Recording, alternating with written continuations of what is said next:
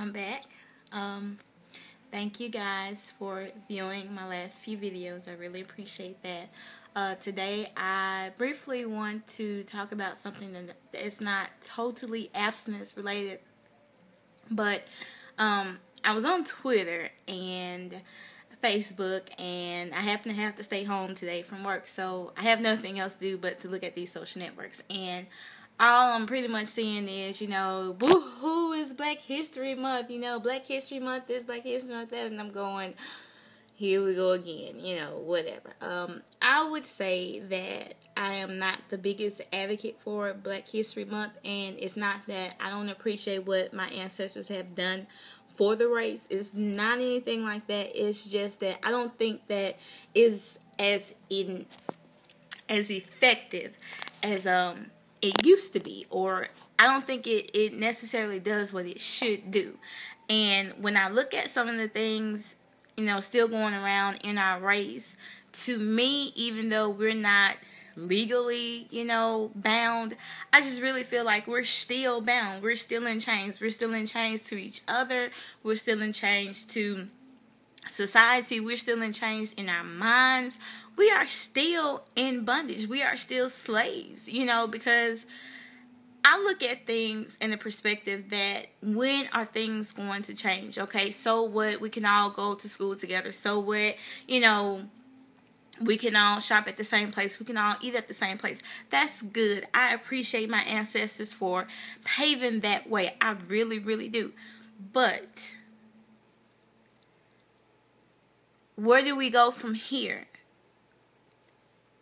That generation set a standard, and I feel like we have really dropped the torch that they passed on to us. And I'll tell you why. And like I said, some of it does deal sexually, because I pulled up some statistics. I know I have a couple of people that are like, okay, whatever, she's just mouthing off, with all of her opinions. So one thing I learned from doing my radio show was to, behind every argument, to have your proof, your data in place. So I pulled up just a couple of facts.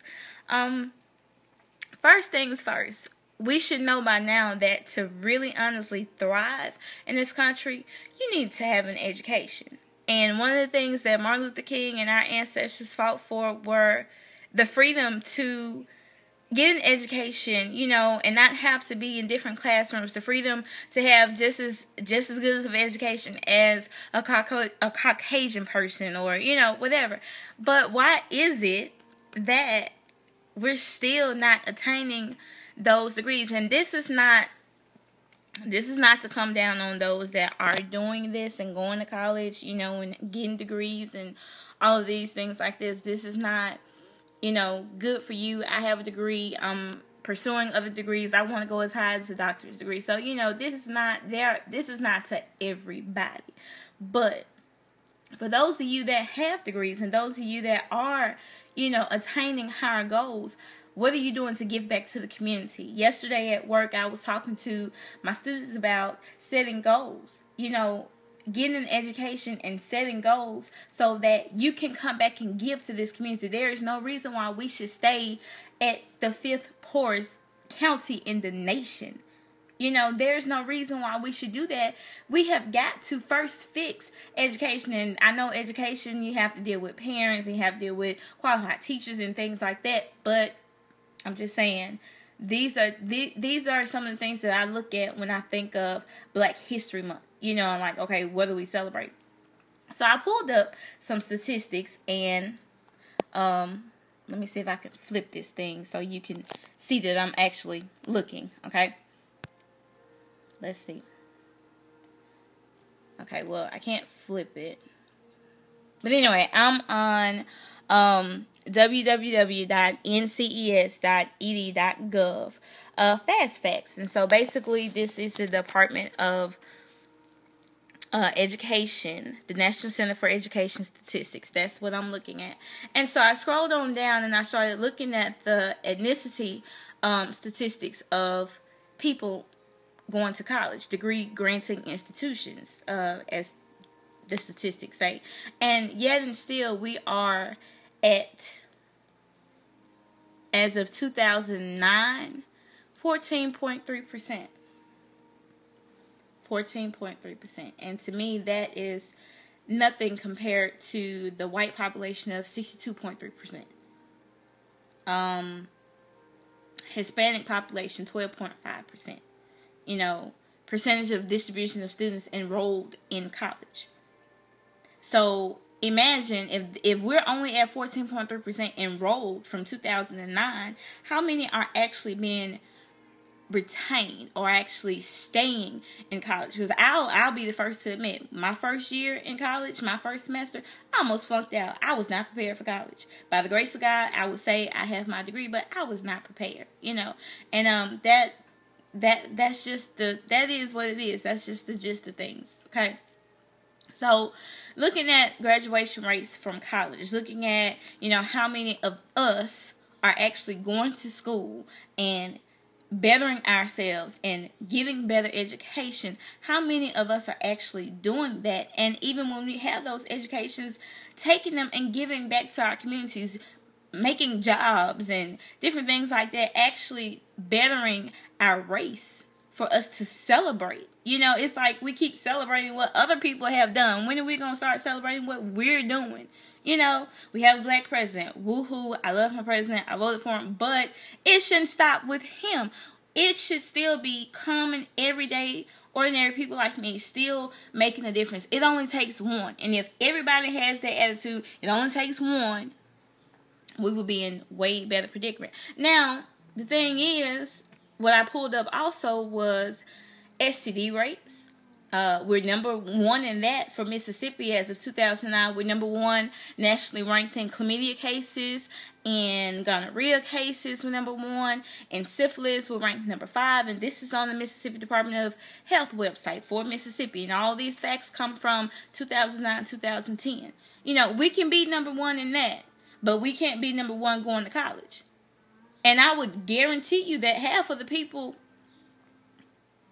let me just not say that because I don't want to sound like I'm criticizing. I probably already made some of y'all mad, so I'm not going to say that. But that was something that I thought was interesting to pull up. The next thing that I pulled up was the number of babies. In 2007, there was a major jump in the number of babies born to unwed women. In 2007, the record high was 40%. Okay? But in our race, of this 40%, 72% of the births to black women were out of wedlock. To me, that says a whole lot. That says a whole lot because we're winning, you know, in this category. We're having babies. We know how to make babies, but we can't get an education. We can't get focused. We can't, you know, we're winning in things that we don't want to win in. Obesity, lack of education, babies out of wedlock, not building families. We're not doing these things, and yet and still we want to go around celebrating Black History Month like we doing something. No. They did it. You know, they did it. The people before us, they did it. But we as a race, if we don't get it together, if more people don't step up and just really, really push for a change, especially in communities like Greenville, Mississippi, and the Delta area, if we don't get this thing together, our race, you know, we're failing. And we're failing big time. You know, we are failing really, really big time. You know, and so those are the things that I think about when we want to talk about Black History Month. You know, because to me, I just feel like we could just be doing so much better. We have the intelligence. We have the skill, we have the talent, but we don't have the focus. We don't have the drive. I was talking to my students yesterday, and it was like, some of them were just like, well, I don't know. You know, we've got to instill desire to change because what we're doing now is not working. These 72% of women just had all these babies out of wedlock. No daddies around. Who's going to teach your sons how to be men? You know, who's going to do that? You know, Who's going to start building families around here?